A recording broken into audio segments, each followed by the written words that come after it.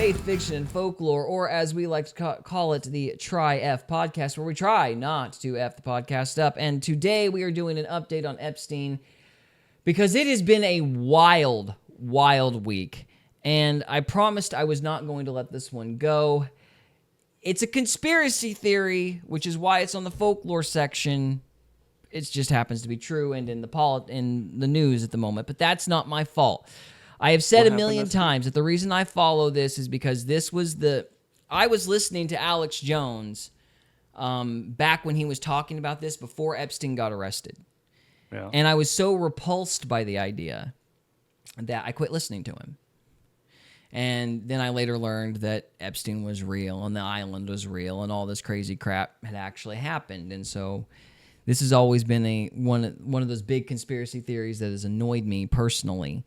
To be looking at it now, good night, it's been almost a decade later, and it turns out this thing I rejected was true. And so it's not a conspiracy. Yeah, so really, I mean, it's one of those things where the folklore was right. Wow. So I made a vow I was not going to let this go, and I got particularly mad when Virginia Giuffre died, and everybody knew that they were going to kill her. Everybody knew they were gunning for her. Nobody did anything. So sure enough, like she has this weird car wreck and, she's saying, I'm going to die in 3 days. And everybody's like, well, that's crap. They're gunning for her. And then, nothing was said or done about it. And then 2 weeks later, she's dead. It's really obvious some Fed group killed her. Yeah, somebody didn't want her around. Yeah, and nobody talks about it. And it makes me just furious. So I've been on this thing, and I told myself I was not going to put the Three Stooges logo up until October. I was going to give Trump and Pam Bondi and Kash Patel till October. I was going to give them till October before I put up my Three Stooges thing again. I was going to be nice, and I was going to do it. I almost gave in and put it on the overlay this week. I almost did it because it's just Trump's motivations have been incomprehensible to me, and I don't know what to make of them. I don't know what's going on. I fear the worst. Still really hoping that's not the case, but it's getting harder and harder to hope for the best. So with all of that said, let's just get into what's happened. So the first thing that happened, Mr. Trevor, is do you remember us looking at the video? The video. The video that was supposed to be of Jeffrey Epstein's cell that was actually on the other side of the building. Yeah, I remember that. And do you remember the charming Pam Bondi going, oh, well, you know how that minute skips? Yeah. It's supposed to do that. That's like a computer rotation. Yeah. Well, that was crap. It was a bold-faced lie because they released 33,000 documents, and among that material, which apparently most of it was like either redacted or stuff we'd already seen before, there's like 3% of that 33,000 document dump that's supposed to be new. I haven't heard anybody talk about the new stuff. I don't know what all's there. And I wouldn't even know where to find all this stuff. I mean, I'm assuming there's like a government website or whatever. But bottom line, one of the things that was uncovered was the missing minute. And so we're going to let Viva Fry talk about that for a second. And then I'm going to point something out that is bugging me. So let's close up Knowles here. And let's. So it was an edited video? Yeah, they did edit it. So she was lying. She was lying her butt off. Wow. She was looking right at the reporters, and it was a bold-faced lie. And now we have the minute. What else is new? Right? Anyway, so here's Viva Fry talking about that. Let's just jump about a minute in here. Is why are they not using the bullhorn that they have right now to start naming names? They are understandably going on about the cover-up, how they were abused, how the authorities did nothing for decades. They have the bullhorn right now talking about how they are the keys, how the FBI has done nothing, and yet they're not naming any names, and I'm not victim blaming. You have the eyes of the world looking at you. You have the ears of the world listening to you. Name the names and name the people that you argue the government has been protecting for the last 2 decades. But setting all that aside, because it will take time to digest and go through the 33,000 individual pages. It will take time to analyze the statements made by the alleged victims. Today, I'm talking about an article in Fox News because it seems they are sort of turning on Pam Bondi, arguably turning on Pam Bondi. Maybe I'm seeing things that aren't there. And I argue, I posit, I predict that they are getting ready to actually turn the political tides on Pam Bondi and create something of a public sentiment to support her being ousted from the Trump administration, something I think should have been done months ago. From an article in Fox News earlier today, missing minute in Jeffrey Epstein jail security video revealed in document dump. House committee releases video filling contested 1-minute gap from night of financier's 2019 death. By Alexandra Koch, September 2nd, 2025. A newly released congressional video fills a 1-minute gap in earlier surveillance from notorious financier Jeffrey Epstein's jail unit on the night of his 2019 suicide. Two key clips, part of the nearly 34,000 file drop by House Oversight Committee Tuesday night, revealed the highly contested minute missing from surveillance footage filmed outside Epstein's cell block in the Metropolitan Correctional Center. The disputed minute lasted from 11:58:59 seconds on August 9, 2019 to midnight on August 10, 2019. Now, why is this one missing minute of critical importance? Well, some argue that there's actually more than 1 minute missing, but set that aside. There is at least 1 minute missing from the surveillance footage that the DOJ released that was expected to quell all of the conspiracy theories that Jeffrey Epstein totally killed himself. Pam Bondi's explanation as to what happened with that one missing minute makes zero sense right now, so she either lied or spoke out of ignorance, neither of which are good circumstances. And for those of you who don't remember, what was Pam Bondi's explanation as... She lied. She lied. She lied. I don't believe that she spoke out of ignorance because that was a very detailed explanation. Somebody sat her in a room and was like, hey, here's what you're going to say. Here's what you're going to say. You're going to sit there and you're going to say that the camera just resets. So, I mean, she clearly lied, and that was clearly a pre-planned thing. And the other thing that ticks me off is Trump sat there and did this whole defense of her or whatever, like complaining about the Epstein files or whatnot. And I don't know if like that indignation was supposed to like make people scared of what she said. I don't know what that whole thing. I felt like there was a degree of, let me put it to you like this. I felt like Trump's response, as bad as it was reacted to on Twitter, there was a performative element to it. And I wonder now that we've confirmed that this was a lie, if there was kind of a, maybe if he like defends her really strongly, people aren't going to look into this too much. Like maybe if that was the thinking. I don't know. Either way, though, it's really obvious she lied. And why is she still there now? Yeah, like, we've got the confirmation. She clearly looked at that reporter dead in the eye and lied her butt off. Why is she still there?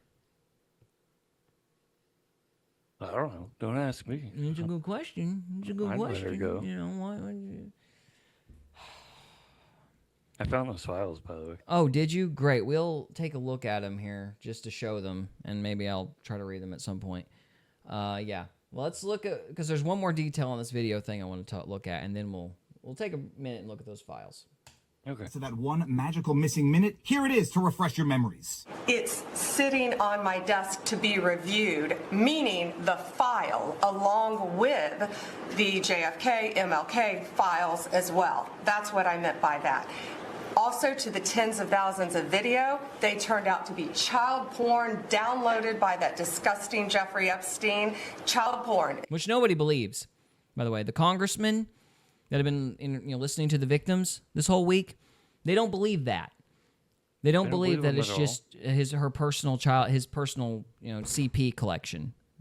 Wow. People don't buy it. So the congressmen are skeptical of that particular claim. Is what they were. Never going to be released, never going to see the light of day. To him being an agent. And what really ticks me off about this is the only reason you even make that up is so you can try to guilt people and go, well, look, we don't want to see CP. Maybe we shouldn't bring it up. Like, this is just pure manipulation. Yeah. This is just pure pressuring people into not asking any more questions. They're trying to make everybody uncomfortable so that they don't demand answers. And they're just hoping and praying and praying and hoping that people don't go, we don't care about the CP. Give us Jeffrey Epstein's financial records. Was this a government op? Because where the money's coming from and where it's going would tell us a lot. We don't need the CP. We need the financial records. Where are those? Anyway. I have no knowledge about that. We can get back to you on that. And the minute missing from the video, That's another lie. She would have knowledge on it because Acosta, Jim Acosta, who works for Trump, was the guy that said Epstein was intel. He was told not to press charges. A guy in Trump's administration was told not to press charges against Epstein in the early 2000s because he was intel. Wow. So she would know something about that. That's been one of the core claims of this whole thing the entire time. To sit there and play like she's ignorant is a lie. released the video showing definitively the video was not conclusive, but the evidence prior to it was showing he committed suicide. And what was on that, there was a minute that was off the counter. And what we learned from Bureau of Prisons was every night, they redo that video. It's old, from like 1999. So every night the video is reset, and every night should have the same minute missing. So we're looking for that video to release that as well, showing that a minute is missing every night. And that's it on Epstein. And now back to the Fox News article, which I dare suggest and predict. That smile.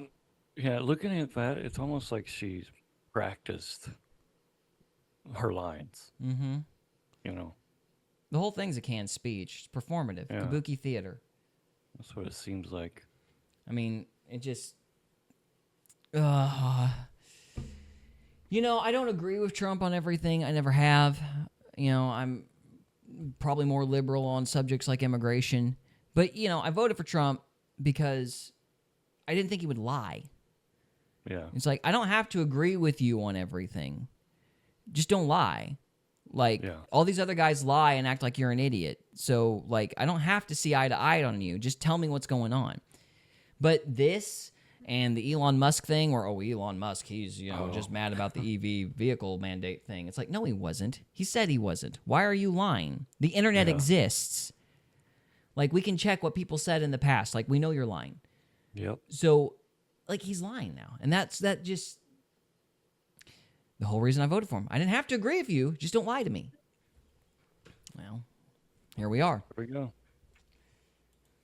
Is something of a setting of the table for the political dismissal of Pam Bondi. Fox News combined the two clips after the latest release on Tuesday, showing there was indeed no lapse in footage, contradicting Attorney General Pam Bondi's previous explanation that the last minute of footage is deleted every night. Quote, what we learned from Bureau of Prisons was every night the video is reset and every night should have the same minute missing, end quote. Bondi previously said in a meeting at the White House. Why is this so important? Some of you might accuse me of making a mountain out of a molehill. I argue that this is critically important for one of two reasons. Either Pam Bondi misspoke out of ignorance, or she deliberately misspoke out of the intention to mislead. And I dare say when you do that in front of the President of these United States of America, it's embarrassing for the President of these United States of America, Donald John Trump. In that meeting, Donald Trump went out of his way to defend the people in his administration, specifically Pam Bondi. And I want to open a parenthesis here to say that I think Pam Bondi should be fired not only because of her dealing with the Epstein file, the debacle that is her dealing with the Epstein file, but because of everything else she has done and has not done as DOJ Attorney General. She has been behind the ball on a number of Second Amendment cases. She was behind the ball on the Douglas Mackey case. She's behind the ball on the Roger Ver Bitcoin Jesus persecution in California. She has been behind the ball on a number of key cases. Following through on Biden administration policies in the Trump administration, she should have been fired for that. Now she's blown this entire Epstein debacle so far out of the water, humiliated influencers and the alternative media. She should be gone last month. And now that it looks like Fox News is setting the table, I dare say internally the memo might have gotten out, and I'm predicting that Pam Bondi is not long for the Trump administration anymore. And the importance of that missing minute, at first I was unenthused and didn't think much of the missing minute and thought it was making a mountain out of a molehill. It just happened to be that Pam Bondi is either not knowing what's going on or she's knowing what's going on and deliberately misleading people. But then I noticed a character appear in that missing minute, and I went back and revisited some articles from a few years ago, and like Kierkegaard said, life can only be understood backwards, but it must be lived forwards. From CBC News World, Jeffrey Epstein prison guards admit to falsifying records, make deal to avoid jail time. Tova Noel, Michael Thomas accused of browsing internet during financier's suicide. From the Associated Press, posted May 21, 2021. And what does that article say under the photo of Epstein? Epstein's death was a major embarrassment for the Federal Bureau of Prisons and highlighted major security and staffing issues within the agency.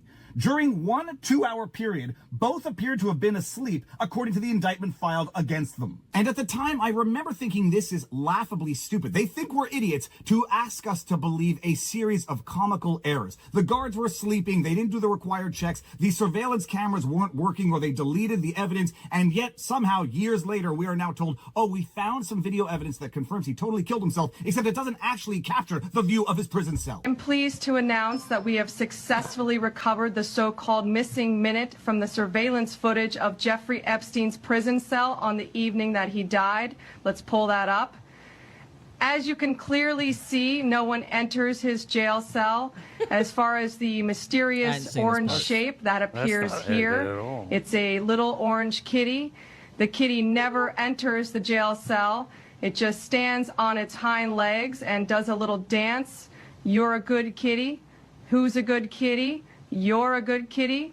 Therefore, we can finally put this conspiracy to bed. It doesn't actually capture the view of his prison cell, and oh yeah, there's a minute missing, but don't worry, that minute is missing every night because it sort of deletes a minute, except no, it didn't delete the minute. There was a minute there, and who do you see in that minute? I dare say it might look like that prison guard, Michael Thomas. Viva Fry at the Viva Fry, who is this prison guard in the newly discovered missing minute from the Epstein prison surveillance video? Is it Michael Thomas, one of the 2 prison guards who was indicted over their negligent surveillance of Epstein? If so, it doesn't look like Michael was sleeping as the indictment stated. And here we have Viva Fry's golf voice as he narrates what we see in this video that Fox News has put together. We see a man walking across the lower level, up the stairs onto the 2nd level of the Metropolitan Correctional Facility. He picks up a phone. Nobody knows who he's talking to. Did he phone in his final answer? He awaits for the door to be opened. He holds on to the handle of the door, seems to grab something out of his pocket, brings it out of his pocket, looks at it, puts it in the key to the door. I don't know what he's doing now. He seems to be unlocking something.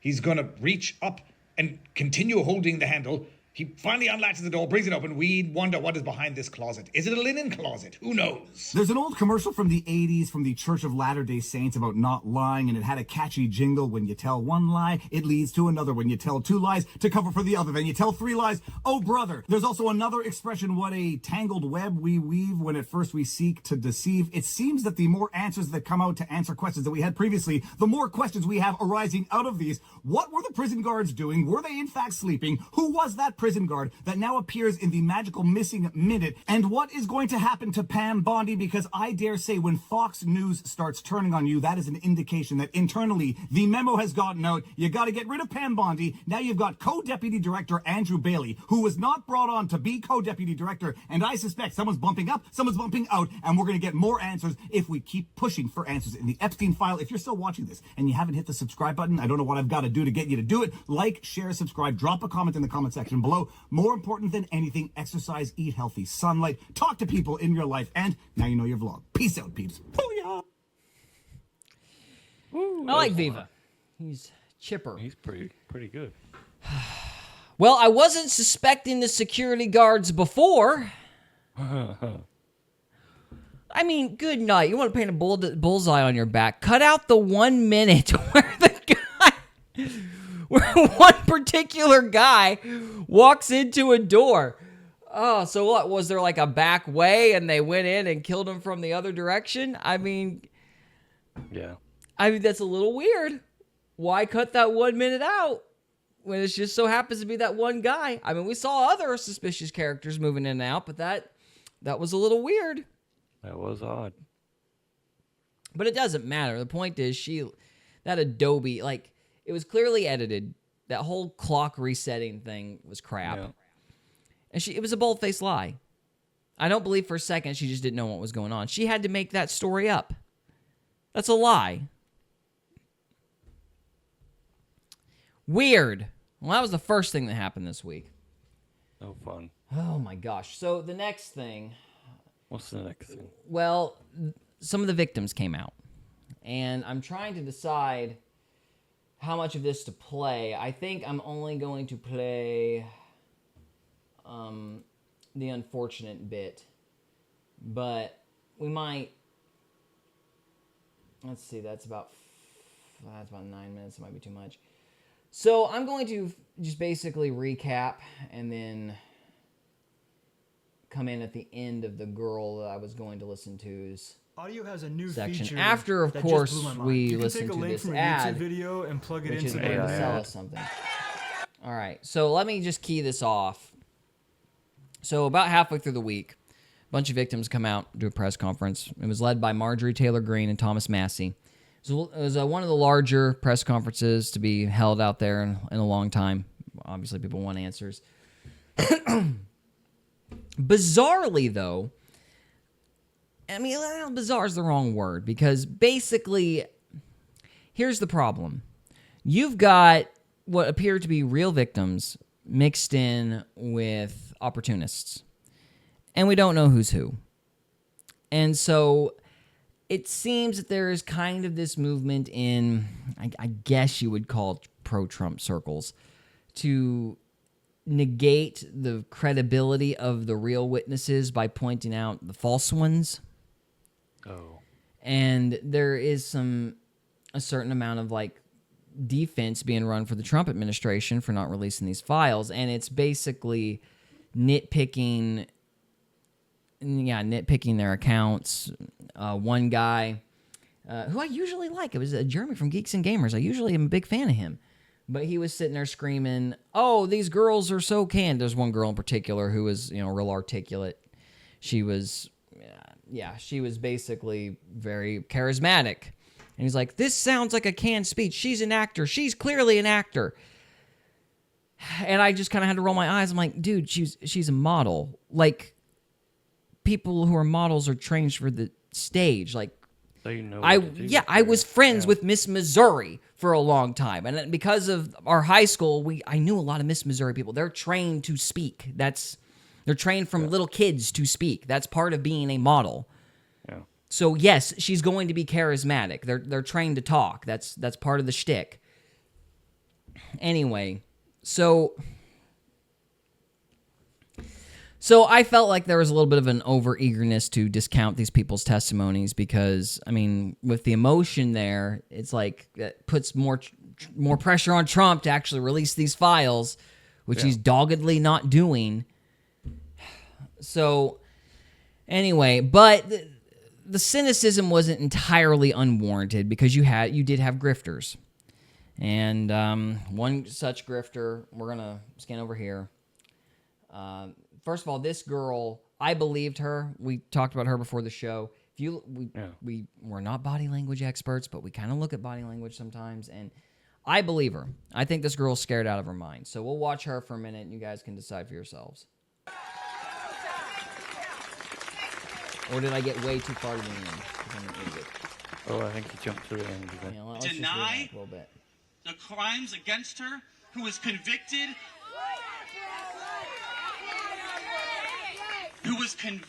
of trafficking and tricking 14-year-old girls. She should not have been given a platform, and she should not have been rewarded after that platform in a minimum security resort. And none of you should have to be here today because they should just release the files. No more slow rolling, no more meetings, no more strategy, no more interviews behind closed doors. Release the files and give you all and Rosa the accountability, the exposure, and most importantly, the closure you all deserve. Thank you.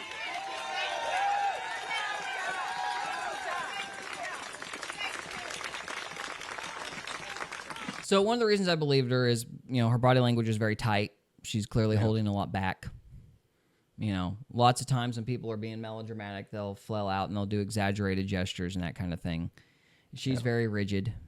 And for those who don't know, this was a girl that was coming out that day. This was the first time she'd ever been public about what happened. And so essentially what was going on was they were using, I think Wes Lexler, I don't know, one of these guys was the head of Victoria's Secret. And they were using Victoria's Secret as kind of a means to bait people up so they could traffic them.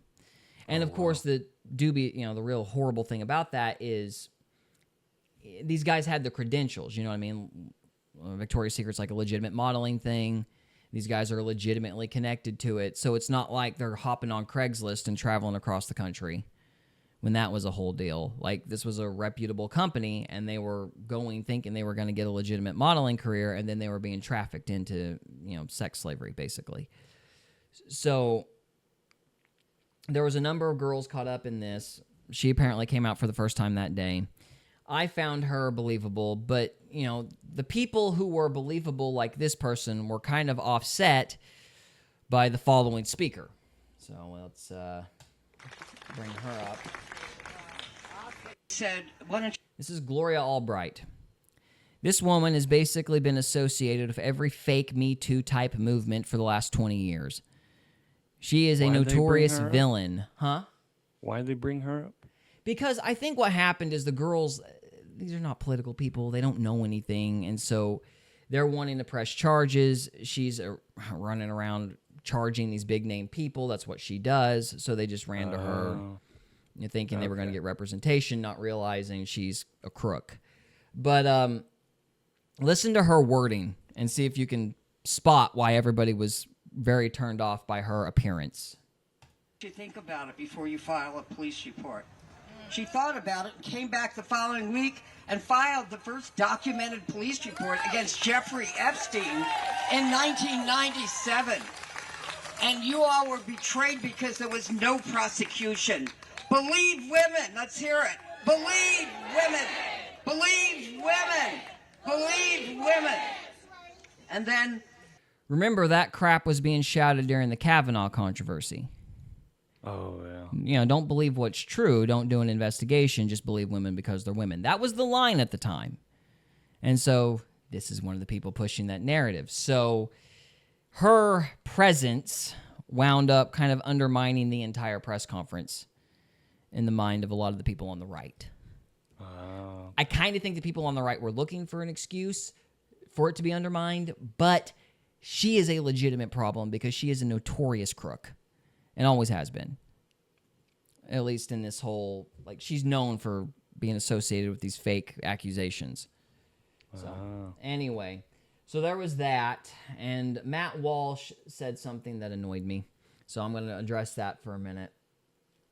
So, they're terrified that they'll be murdered, so their strategy is to appear on camera and announce that they're compiling a list for some future release date. If they were actually afraid for their lives, that would be the absolute worst approach imaginable. No, it wouldn't. We'll explain why here in a minute. He's responding to somebody saying, they're probably terrified that they will be murdered because Virginia Giuffre was murdered. Yeah. And maybe they want to alert other victims so that they can come forward and help. And his response is basically, well, why'd they show up on camera? Okay, first of all, Edward Snowden showed up on camera and Julian Assange showed up on camera for the exact same reason. You make a big splash in the media so the CIA doesn't kill you because you're a known figure. That's why you show up on camera. It's like a line of defense against the Fed. Okay? And heck, if you're a believer in aliens, Bob Lazar said the exact same thing in 1994. That's why he went to George Knapp. Yeah. Yes, going in public is one of the ways that people think they can, set up a kind of defense against the Fed. That's well known. That's been known for a long time. Now, one thing that was not addressed was the whole, he does. They're terrified they'll be murdered. Yeah, they're announcing that they're going to compile a list. Now, the way that they're compiling the list is important because these are not rich people. And so if they accuse somebody of trafficking, particularly a billionaire like Mr. Microsoft, then they are going to get sued into oblivion, and they know it. So first of all, you have to convince them that getting on camera is the safest approach, which is a sell. People eventually do it, but it's still a sell. And the second thing is they don't want to announce the names because they don't want to get sued because they have no money. So what they did as a defense is they decided that they were going to compile the list as a group. Therefore, they have anonymity, but that took coordination, which is probably why this list has taken so long. I don't know if they're actually going to come out with it, but the thinking behind that is that if you come out as a group and you give the list collectively, then Bill Gates doesn't know who to sue. Right. So that's the thinking. Now, the problem with that is if you've got a bunch of grifters, which Gloria Albright's presence there is certainly suggestive that there would be grifters, then you're going to have fake names mixed in with the real names. And because the FBI is not investigating anything, how the heck are you supposed to know who's who? Yeah, there's no way to tell, really. Yeah.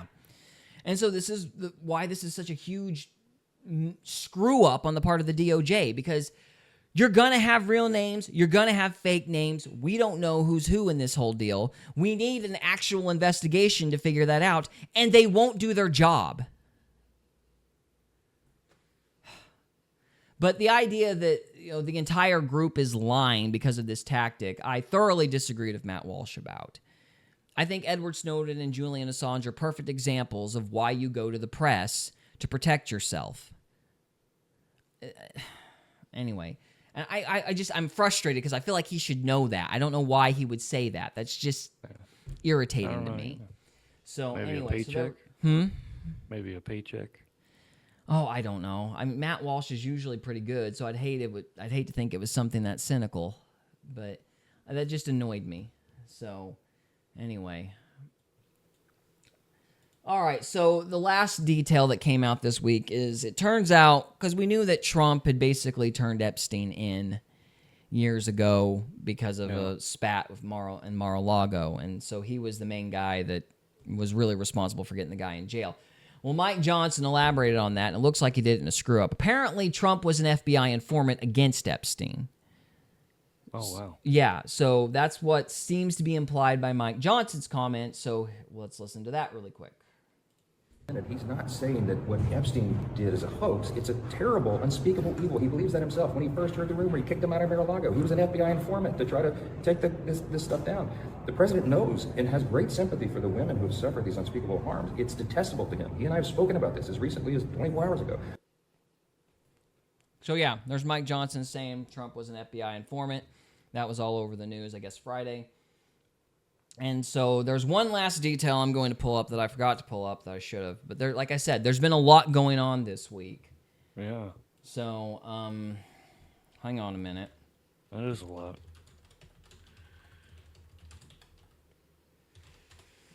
And just to cue off of what old Mike Johnson said, if this computer will actually load. Loading. Load back. I don't know, maybe the Fed's trying to keep me from getting a picture. I don't know. We'll blame that. Probably. Yeah. It's the CIA. Yeah. Oh, it just canceled the entire Trump. It just canceled the entire search. Great. All right, let's try that again. Oh, wow. There we go. Hurt a little bit, but you got through it, didn't you? They're trying to hack your stuff. Yeah. Let's see if I can get this picture out. That thumbnail's good enough. So, Trump's empathy can't be that great. Because at the same time that this is happening, who's he having dinner with? Bill Gates. Oh. Now, maybe this was just a coincidence. I don't know. But, everybody was upset that he was talking with Zuckerberg. I'm not bothered by Zuckerberg because Zuckerberg's been going through a journey since starting jiu-jitsu or whatever. And he seems to be in Trump's court now, despite everything he's done in the past. So I'm not super worried about Zuckerberg so much. But Bill Gates, it's like Epstein had two best buddies, from what we understand. Bill Clinton and Bill Gates. So if you're going to be Mr. Empathetic, how about you not have Captain Turtleneck sit next to your wife? Like, this was just one of the most monumentally stupid things. And this is supposed to be Captain Marketing over here. And he's got that special creature sitting next to his wife, who they've accused of being a prostitute.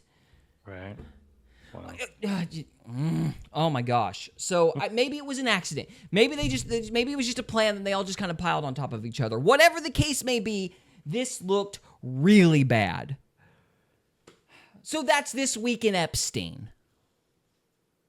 Poor party planning on that one. Oh yeah, let's just call it poor party planning. Because if it's not poor party planning, then it's obviously an FU to the victim. So we're gonna say it's poor party planning. I hope Trump doesn't eat his butter. Oh my gosh, right? It probably, it's probably got that tumor meat. Probably eating that tumor meat of his, aren't they?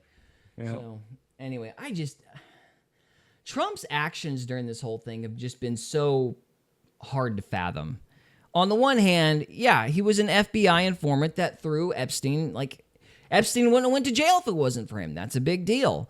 On the other hand, he's acting like such a colossal moron with this whole thing. It's insane.